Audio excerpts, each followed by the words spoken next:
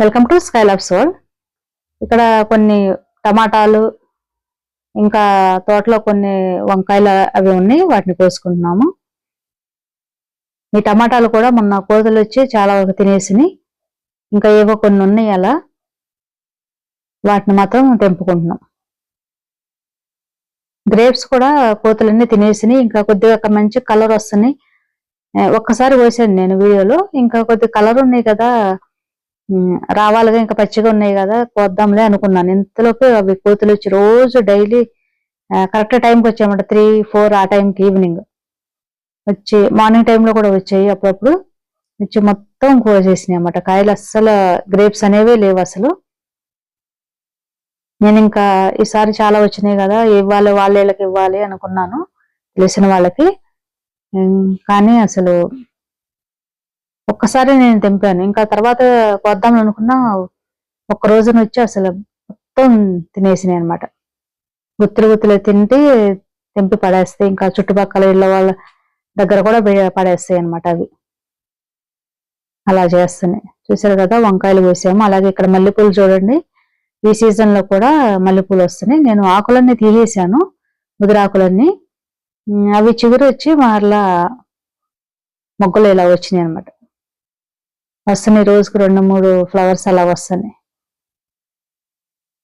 కాకపోతే మనకి సమ్మర్ లో వచ్చినంత ఇదిగా మంచిగా విచ్చుకున్నట్టు ఉండవు, కొద్దిగా మొగ్గల్లాగా అలా ఉన్నట్టు ఉంటాయి అనమాట. అయినప్పటికీ ఈ సీజన్ లో మల్లెపూలు వచ్చినాయంటే గ్రేటే కదా, ఎందుకంటే ఎక్కువ రావు ఈ టైంకి.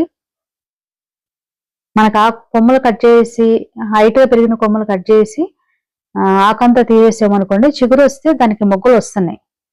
అది ఏ సీజన్లో అయినా కానీ. కాకపోతే సమ్మర్లో అంత ఫ్లవర్స్ రావు, కానీ కొద్దిగా అయినా వస్తాయి.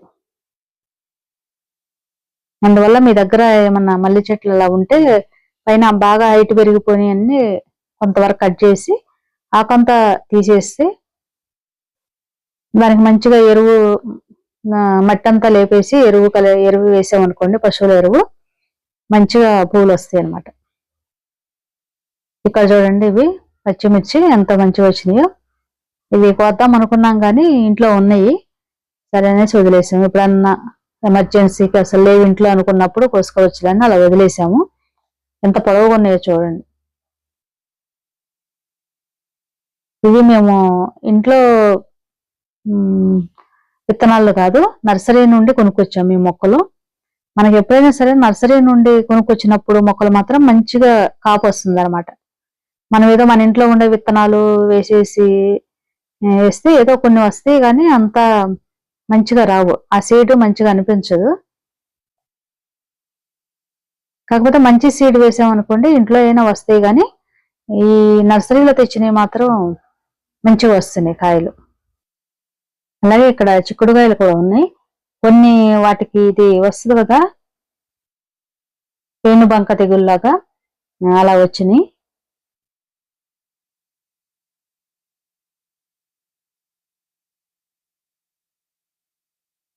వంకాయలు కూడా ఎక్కడన్నా 1-2 కాయలు వస్తున్నాయి అనమాట, ఎక్కువ రావడం లేదు. ఎప్పుడన్నా వచ్చినవి మాత్రం కోతులు వచ్చి మొత్తం తినేస్తున్నాయి. ఆ కోతులు తినేయడం వల్ల ఒక్కొక్కసారి ఇంట్రెస్ట్ తగ్గుతుంది అనమాట ఇవి చేయాలని. ఎందుకంటే మనం ఇంత కష్టపడి చేస్తున్నాం కదా, కోతులు వచ్చేసి కూరగాయలు, ఇంకా ఫ్రూట్స్, గ్రేప్స్ కానీ ఇలాంటివన్నీ కట్ చేసి పడేసిపోతాయి అనమాట. కొన్ని తింటే కొన్ని పడేసిపోతాయి. చుట్టుపక్కల పక్కన ఇళ్ళల్లో కూడా వేస్తాయి. ఇంకా వాళ్ళు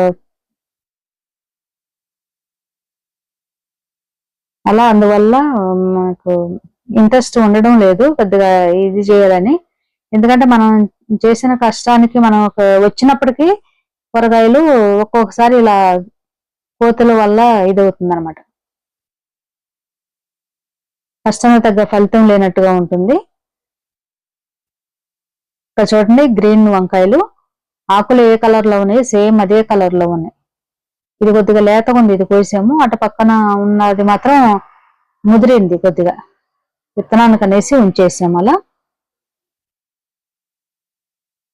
ఇది కొద్దిగా ముదిరింది, నెక్స్ట్ టైం సీడ్స్ కుంటే మనకి యూజ్ అవుతుంది కదా అనేసి అలా ఉంచేసాము. ఇలా కొద్ది కొద్దిగానే వస్తున్నాయి కూరగాయలు, ఎక్కువ ఏమి రావడం లేదు.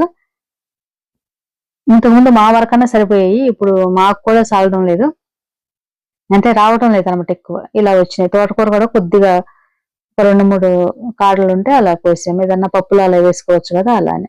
చూడండి ఇన్ని కూరగాయలు వచ్చినాయి.